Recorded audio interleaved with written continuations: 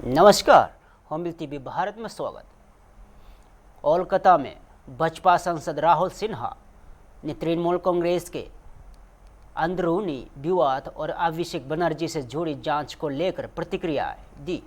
उन्होंने कहा है कि टीएमसी के आंतरिक मामलों में बसपा दखल नहीं देगी और पार्टी को अपने विवाद स्वयं सुलझाने चाहिए।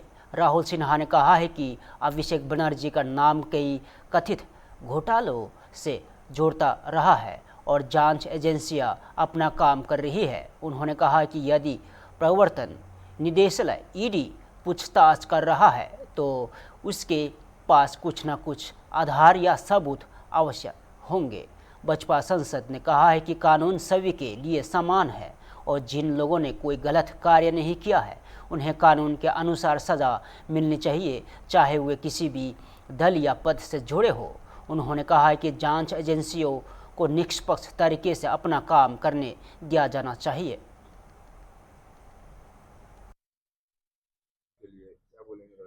देखिए, वो उनका पार्टी का झंझट है, उस पार्टी का अपना लड़ाई है तृणमूल कांग्रेस का। उस लड़ाई में हम लोग पड़ने वाला नहीं है। शताब्दी को कल्याण कितना गाली दिया और कल्याण को शताब्दी कितना गाली दिया, वो विचार करने का हम लोगों के पास समय नहीं है। उनका अंदरूनी झमेला है, अंदरूनी मामला है, अंदरूनी झगड़ा है। वो अंदरूनी झगड़ा वो लोग खुद चलता है, इस बीच में हम लोगों को पड़ना ही नहीं है। ईडी 11 घंटे अभिषेक बनर्जी से पूछताछ किया है रिक्रूटमेंट स्कैम के लिए, क्या बोलेंगे इस पर? नहीं, बहुत सारे स्कैम का साथ और रिक्रूटमेंट स्कैम का साथ भी अभिषेक बनर्जी का कनेक्शन है और शायद ईडी का पास और भी तथ्य मिल गया और इसीलिए पूछताछ हो रहा है। तो पूछताछ जब हो रहा है तब मतलब अभिषेक बनर्जी का बारे में कुछ ना कुछ सबूत ईडी का हाथ में आया होगा और इसीलिए पूछताछ है। हम लोग तो चाहते हैं जो नियोग दुर्नीति में जो लोग ऐसा दुर्नीति किया, वो जितना भी बड़ा हो, ऊंचा पद में बैठा हो, उनके खिलाफ कड़ी से कड़ी कार्रवाई हो और उनको सजा मिलना चाहिए। बोल रहा है 20 एमएलए एनसीपीआई के साथ नहीं जाएगा। देखिए, वो उनका पार्टी का बात है। तृणमूल पार्टी टूट रहा है, तृणमूल पार्टी का पापों का कारण, उस पाप में हम लोग शामिल होने नहीं जाएंगे। उनका पार्टी का मामला, कौन कितना तोड़ रहा है, कौन कितना कर रहा है, वो अपना बुझ समझे। हम लोग उसमें जाने का कोई उचित तो नहीं समझ रहा है। पटना में लोक जनशक्ति पार्टी राम विलास के सांसद अरुण भारती ने उत्तर प्रदेश विधानसभा चुनाव को लेकर पार्टी को तैयारियों पर बड़ा बयान दिया है। उन्होंने कहा कि फिलहाल पार्टी का मुख्य उद्देश्य समाज को संगठित करना है और चुनाव लड़ने का अंतिम फैसला उचित समय पर लिया जाएगा। अरुण भारती ने कहा है कि उत्तर प्रदेश में दलित समाज को संगठित करने के लिए पार्टी लगातार काम कर रही है। उन्होंने कहा कि जब संगठनात्मक लक्ष्य पूरे हो जाएंगे तब चुनाव के समय यहां तय किया जाएगा कि लोक जनशक्ति पार्टी विधानसभा चुनाव में किस प्रकार और कितने सीटों पर मैदान में उतरेगी। हालांकि उन्होंने यह भी स्पष्ट किया है कि पार्टी तैयारियां प्रदेश के सभी 403 विधानसभा सीटों पर ध्यान में रखकर चल रही है और उनके इस बयान को उत्तर प्रदेश की राजनीति में पार्टी की सक्रियता बढ़ाने की रणनीति के रूप में देखा जा रहा है।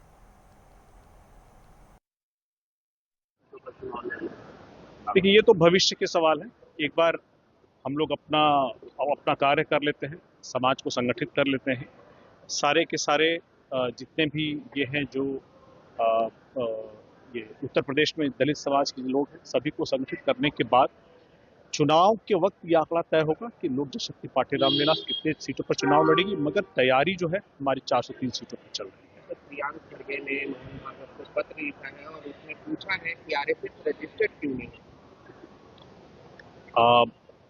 प्रियांक खड़गे जी, मुझे लगता है कि कर्नाटक सरकार में बहुत ही जिम्मेदार पद पे हैं और यह पता करने के बजाय अपने क्षेत्र के लोगों के लिए काम कर ले, अपने राज्य के लोगों के लिए काम करके केंद्र सरकार से योजनाओं की समीक्षा और उसका बेहतर क्रियान्वयन का बात करते तो प्रियांक खड़गे जी के लिए ज़्यादा बेहतर होता। सिर्फ पब्लिसिटी के लिए आप कोई भी बयान देंगे, कोई भी इस तरह की बात करेंगे तो ये कहीं से कदाचित किसी जनप्रतिनिधि को शोभा नहीं देता है। सर, एक आखिरी सवाल रहेगा। स्टेट ऑफ हॉर्मस खोल दिया गया है, यूएस और ईरान में समझौता होते हुए दिख रहा है। बिल्कुल कल ऐसी खबरें हम लोगों के भी संज्ञान में आई है, लेकिन इसमें क्या इसका फाइनल पॉइंट्स है, एक बार वो आ जाए कि इस समझौते में क्या क्या चीज़ें हुई हैं, फाइनल पॉइंट्स क्या है और कैसे स्थितियाँ नॉर्मल होंगी, इन सब बातों पर एक बार दोनों देशों में विचार बन जाते हैं, उनमें सहमति बन जाती है, तो आने वाले समय में जो अभी समस्या हम देख रहे हैं खास करके पेट्रोलियम प्रोडक्ट्स को लेकर के, वो हम लोग को ईज होता हुआ दिखेगा, वो हमको बेहतर होता हुआ दिखेगा सिचुएशन।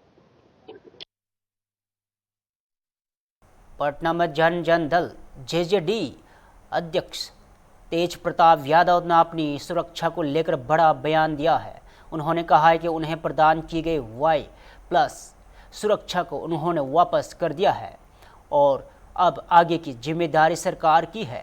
तेज प्रताप यादव ने कहा कि यदि भविष्य में उनकी जान को कोई खतरा होता है या उन पर किसी प्रकार का हमला होता है तो इसके लिए बिहार सरकार और विशेष रूप से उप मुख्यमंत्री सम्राट चौधरी जिम्मेदार होंगे। और उन्होंने कहा कि सुरक्षा वापस करने का फैसला उन्होंने स्वयं लिया है। तेज प्रताप यादव ने यहां भी कहा है कि उन्हें व्यक्तिगत सुरक्षा की आवश्यकता नहीं है। उनके अनुसार समाज में महिलाओं की सुरक्षा की सबसे बड़ी सुरक्षा है। उन्होंने कहा कि यदि बहू बेटियों सुरक्षित रहेगी तो वही उनकी वास्तविक सुरक्षा मानी जाएगी। उनके इस बयान के बाद बिहार की राजनीति में सुरक्षा व्यवस्था और राजनीतिक आरोप प्रत्यारोप को लेकर नई चर्चा शुरू हो गई है। देखिए, मैं बाहर गया हुआ था, मैं वापस लौटा तो मैंने हमको मात्र एक गार्ड दिया था, जबकि हमको Y+ मिला हुआ था, लेकिन मैंने वो भी सुरक्षा को वापस कर दिया।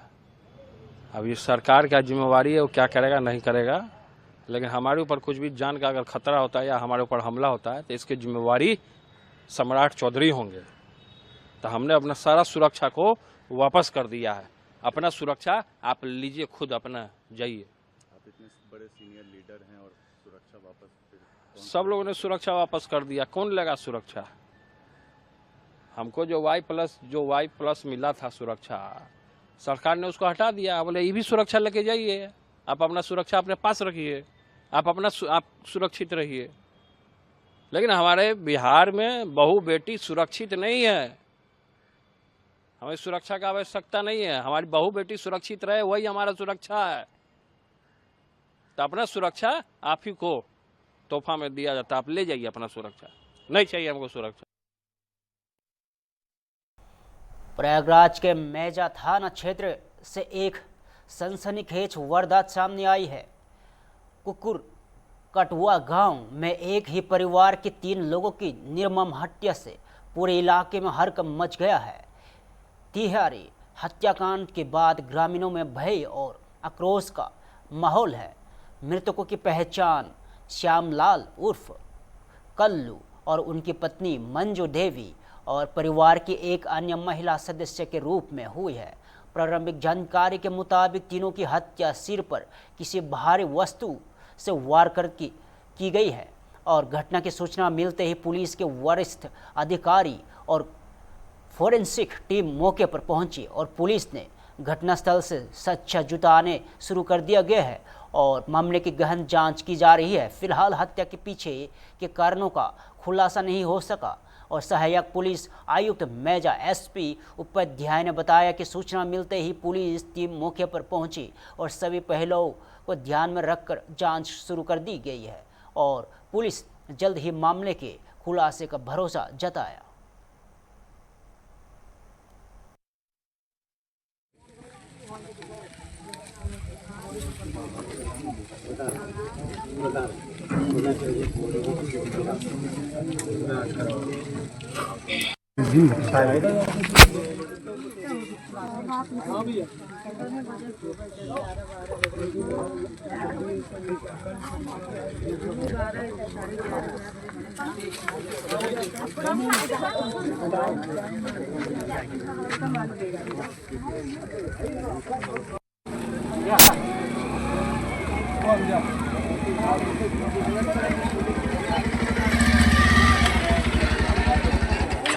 राहुल चले यार, जल्दी।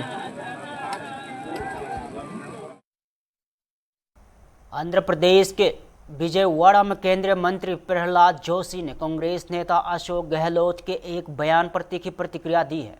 उन्होंने कहा कि गहलोत का बयान कांग्रेस की मानसिकता को दर्शाता है और इससे स्पष्ट होता है कि उनका लोकतांत्रिक मूल्यों में विश्वास नहीं है। प्रहलाद जोशी ने कहा कि देश के राजनीतिक इतिहास पहली बार पंडित जवाहरलाल नेहरू के कार्यकाल में बिना उचित कारण एक राज्य सरकार को बर्खास्त किया गया था। उन्होंने आरोप लगाया कि कांग्रेस ने कई अवसरों पर राजनीतिक कारणों से राज्य सरकारों को हटाने का काम किया है। और केंद्रीय मंत्री ने आगे कहा है कि अशोक गहलोत लंबे समय तक पूर्व प्रधानमंत्री इंदिरा गांधी की राजनीतिक विचारधारा के साथ जुड़े रहे और इसलिए उनके ऐसे बयानों से कोई आश्चर्य नहीं होना चाहिए।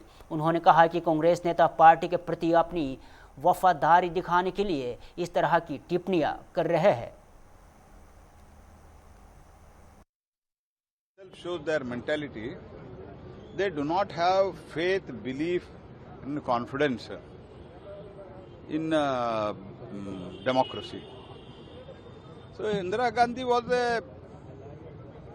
like Hitler. इंदिरा गांधी एक सर्वाधिकारी थी, नेहरू एक सर्वाधिकारी का प्रवृत्ति था। ये सब हमने देखा है। जो इलेक्टेड गवर्नमेंट था, first elected government of the state जिन्होंने बर्खास्त की, इलेक्टेड गवर्नमेंट, कोई प्रॉब्लम नहीं था। ये हमारा पार्टी का नहीं है, हटा दो। कौन किया? नेहरू जी ने किया।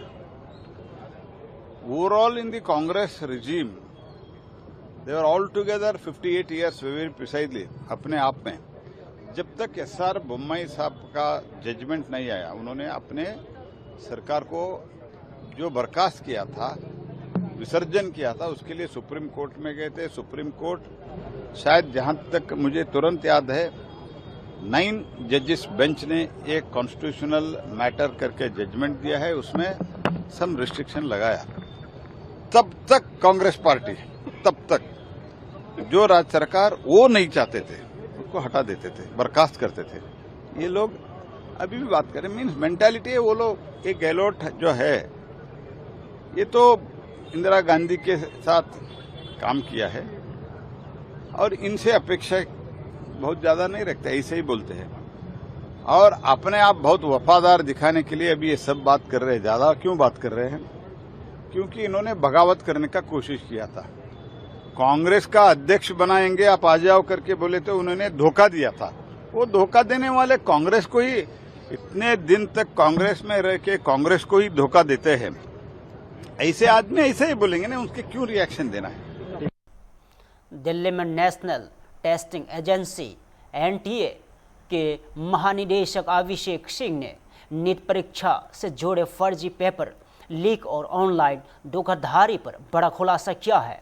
उन्होंने बताया कि छात्रों को ठगी से बचाने के लिए सरकार और इलेक्ट्रॉनिक्स एवं सूचना प्रौद्योगिकी मंत्रालय को टेलीग्राम पर सख्त कदम उठाना पड़े। अभिषेक सिंह ने कहा है कि कुछ लोग टेलीग्राम प्लेटफॉर्म का दुरुपयोग करते हुए फर्जी प्रश्न पत्र को असली नीट पेपर बताकर छात्रों और अभिभावकों से पैसे ऐंठने की कोशिश कर रहे थे। उन्होंने बताया कि ऐसे मामलों में रोकने के लिए टेलीग्राम अधिकारियों के साथ बैठक की गई और उनसे ऐसे चैनलों वहाँ ग्रुप्स पर कार्रवाई करने का अनुरोध किया गया। और एनटीए के डीजी ने बताया कि अब तक करीब 200 टेलीग्राम चैनलों को ब्लॉक करना पड़ा है और उन्होंने कहा कि कई बार कार्रवाई में लगने वाले समय के दौरान कुछ छात्र और अभिभावक ठगी का शिकार हो जाते हैं। उन्होंने यहां भी बताया कि 3 मई की परीक्षा से जुड़े मामले में कुछ चैनल भ्रामक वीडियो दिखाकर यहां दावा कर रहे थे कि प्रश्न पत्र पहले ही लीक हो गया था और जबकि जांच में कई दावे संदिग्ध पाए गए। और अभिषेक सिंह ने छात्रों से अपील की है कि वे किसी भी अपुष्ट जानकारी या कथित लीक पेपर के झांसे पर ना आए और केवल आधिकारिक स्रोतों पर ही भरोसा करें। Very big step to temporarily ban Telegram. Why such a drastic measure necessary? Why was it considered to be an important step to take? See, as far as the examination, the NEET examination and NTA is concerned, there are 2 broad reasons because of which we had to take this drastic step. One, the platform was continuously being misused by scamsters by fraudsters by sharing fake question papers as kind of genuine question papers and trying to fool people into paying for those question papers and trying to exploit the anxiousness that students have. These students are going to write the examination second time around and many of them are anxious. Kolkata में तृणमूल कांग्रेस के वरिष्ठ सांसद सौगत रॉय ने Lok Sabha speaker द्वारा TMC सांसदों को बैठक के लिए बुलाए जाने का स्वागत किया है। उन्होंने कहा कि स्पीकर का दायित्व निष्पक्ष रहना है और सभी पक्षों की बात सुनना लोकतांत्रिक प्रक्रिया का हिस्सा है। सौगत रॉय ने कहा है कि असंतोष सांसदों की ओर से पत्र दिए जाने का पहले ही तृणमूल कांग्रेस ने अपना पत्र लोकसभा स्पीकर को सौंप दिया था और उन्होंने यह भी कहा है कि उन्हें जानकारी मिली है कि स्पीकर ने संबंधित सांसदों से मुलाकात के लिए पत्राचार किया है। हालांकि उन्हें यह स्पष्ट जानकारी नहीं है कि तृणमूल कांग्रेस को यह पत्र प्राप्त हुआ है या नहीं। पार्टी के भीतर चल रही कथित नाराजगी और विवाद को लेकर सौगत रॉय ने कॉलोनी और ककोली घोष दस्तीदार पर निशाना साधा और उन्होंने आरोप लगाया कि ममता बनर्जी के साथ रहने वाले नेताओं को बदनाम करने का प्रयास किया जा रहा है और इसी कारण कोकली घोष दस्तीदार कल्याण बनर्जी के खिलाफ बयान दे रही है। अच्छी बात है, स्पीकर के काम है निरपेक्ष रहना। तो मैं ये जो सुना, जिस दिन ये डिसैटिस्फाइड एमपी चिट्ठी दिया, उसके पहले तृणमूल कांग्रेस की ओर से चिट्ठी दिया गया था। तो मैंने ऐसा सुना कि स्पीकर ने तृणमूल कांग्रेस को भी एक चिट्ठी दिया उनसे मिलने के लिए। मिला कि नहीं मुझे पता नहीं। कोलकाता में तृणमूल कांग्रेस के भाग्य सांसदों को लेकर जारी विवाद पर आम जनता उन्नयन पार्टी एजी यूपी के प्रमुख हुमायूं कबीर ने प्रतिक्रिया दी है। उन्होंने कहा कि लोकसभा स्पीकर इस मामले में क्या निर्णय लेते हैं यह पूरी तरह उनका अधिकार क्षेत्र है। हुमायूं कबीर ने कहा है कि वर्ष 2024 के लोकसभा चुनाव में पश्चिम बंगाल की जनता ने बसपा के खिलाफ मतदान कर इन सांसदों को जीत दिलाई थी। ऐसे में जनता के जनादेश का सम्मान किया जाना चाहिए। उन्होंने भागी सांसदों पर निशाना साधते हुए कहा है कि यदि वे पार्टी नेतृत्व से हटने असंतोष है तो उन्हें कई नई पार्टी बनाकर जनता के बीच जाना चाहिए और चुनावी मैदान में अपनी ताकत आजमानी चाहिए। कबीर ने कहा है कि लोकतंत्र में अंतिम फैसला जनता ही करती है और उनके इस बयान के बाद टीएमसी के भीतर चल रहे मतभेद और राजनीतिक गतिविधियों पर लेकर चर्चा तेज हो गई है।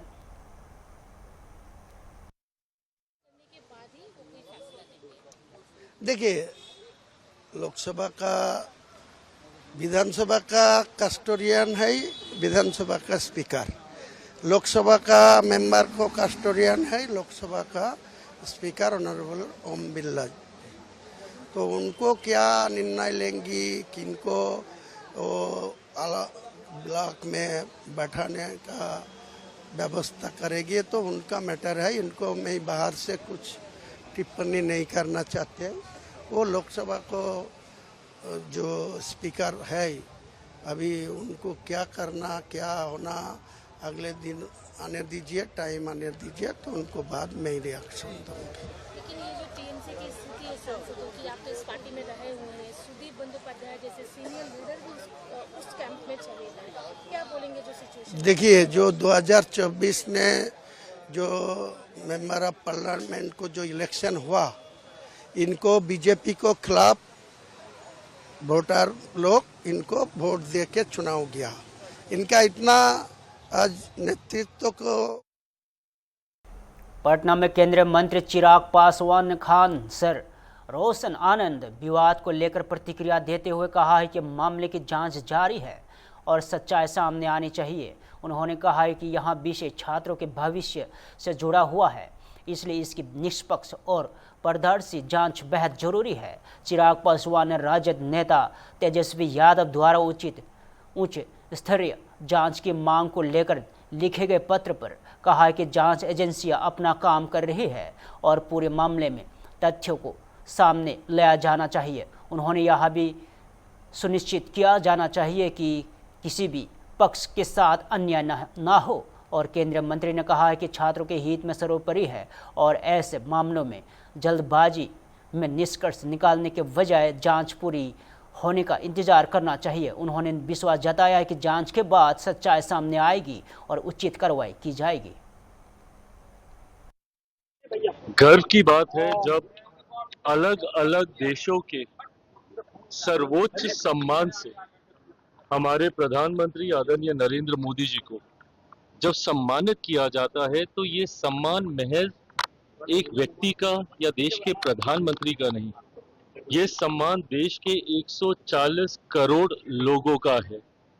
और ऐसे में जब सबसे ज्यादा सम्मान पाने वाले प्रधानमंत्री की श्रेणी में मौजूदा प्रधान सहारनपुर में कांग्रेस सांसद इमरान मसूद के डीएमके को लेकर बड़ा बयान दिया है। उन्होंने कहा है कि डीएमके को अब अपने राजनीतिक अस्तित्व को बचाने का ध्यान देना चाहिए और कांग्रेस के योगदान को नहीं भूलना चाहिए। इमरान मसूद ने कहा है कि कांग्रेस नेता राहुल गांधी के देश भर में अपने नेतृत्व की क्षमता साबित की है और विपक्षी राजनीति में उनकी भूमिका लगातार मजबूत हुई है। उन्होंने दावा किया है कि राहुल गांधी के नेतृत्व में ही विपक्ष आगे बढ़ेगा और कांग्रेस सांसद ने कहा है कि डीएमके को हमेशा कांग्रेस का सहयोग और समर्थन मिला है और उन्होंने यह भी कहा है कि कई मौके पर कांग्रेस के पास अधिक सीटें होने के बावजूद पार्टी ने गठबंधन धर्म का पालन किया है और सहयोगी दलों के हितों का सम्मान किया है। इमरान मसूद के इस बयान को विपक्षी गठबंधन के भीतर चल रही राजनीतिक चर्चाओं और नेतृत्व को लेकर उठ रहे सवालों को के संदर्भ में देखा जा रहा है।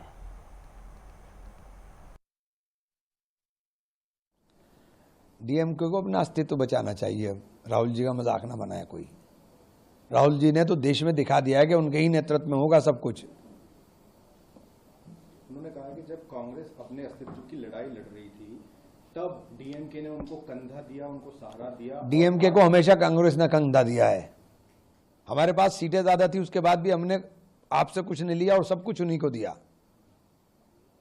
इस तरह से अगर देखा जाए सांसद जी, आप क्या पटना में जेडीयू सांसद संजय झा ने राज्य सरकार के सहयोग शिविर पहल की सराहना करते हुए इससे जन समस्याओं के समाधान की दिशा में एक महत्वपूर्ण कदम बढ़ाया और उन्होंने कहा है कि सरकार द्वारा विभिन्न स्थानों पर सहयोग शिविर आयोजित किए जा रहे हैं जहां लोगों की शिकायतों और समस्याओं का त्वरित निस्तारण किया जाएगा। और संजय झा ने बताया कि मुख्यमंत्री नीतीश कुमार ने शिकायतों के समाधान के लिए 1 महीने की समय सीमा निर्धारित की है ताकि लोगों को समय पर राहत मिल सके। उन्होंने कहा है कि मुख्यमंत्री लंबे समय से जनता से सीधे संवाद की परंपरा निभाते रहे हैं और जनता के दरबार में मुख्यमंत्री कार्यक्रम इसके सफल उदाहरणों में से एक है। और उन्होंने यह भी कहा है कि शिकायतों के निस्तारण की प्रक्रिया को अधिक प्रभावी और पारदर्शी बनाने के लिए तकनीकी का भी व्यापक उपयोग किया जा रहा है। इससे आम लोगों को अपनी समस्याओं के लिए समाधान के लिए सरकारी कार्यालयों के चक्कर नहीं लगाने पड़ेंगे और इन्हें बेहतर सुविधा मिल सकेगी। फिलहाल के लिए इतना ही। ताज़ा खबरों को देखते रहिए हुम्बल टीवी भारत।